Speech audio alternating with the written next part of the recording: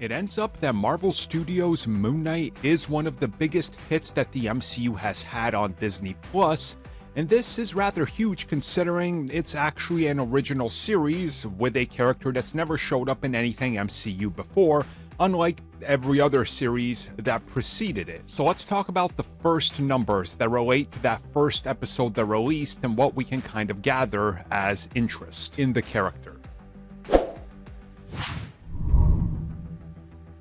So these first numbers were reported by Samba TV. Now again, we've talked about them before. They don't get the exact numbers. In essence, what they're doing is tracking data that relates to when something releases. And they usually pick up on it across 5 to 7 days. And then of course they can kind of extrapolate what general users are doing on a daily basis as opposed to who's tuning in for the new thing. So the numbers are never really exact. And this can honestly be seen in everything we've seen so far that comes from Samba TV because they're only one part of the bigger picture.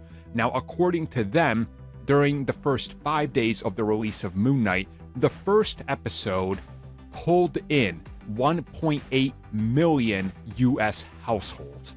Now, this is pretty big, but again, this is what they're looking at.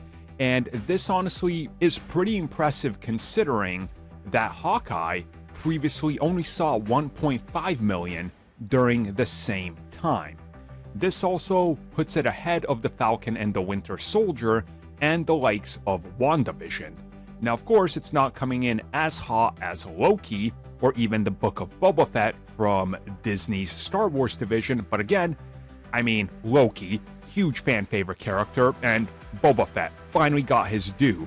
But the fact that it's tracking so high up there above many of these other things, I think is pretty telling and should tell you that I think Marvel Studios has a real hit here with Moon Knight, especially the fact that this character's never appeared anywhere else. You know, this is the first time you're seeing Moon Knight, and the first episode was rather slow, and the reviews reflected this, so people were still willing to tune in. And to me, this is really telling of the power of Marvel Studios and that they can just pull in people now with, hey, Marvel Studios, you trust us, watch this, and clearly they will. So by the end of the year, I assume we're going to have official numbers. I know it seems like it's forever away, but let's be real, it's really not. We're going to know kind of the amount of actual people that watched it when Disney releases those numbers. And I will not be surprised if we get a pretty huge uptick compared to what we're seeing here from Samba alone.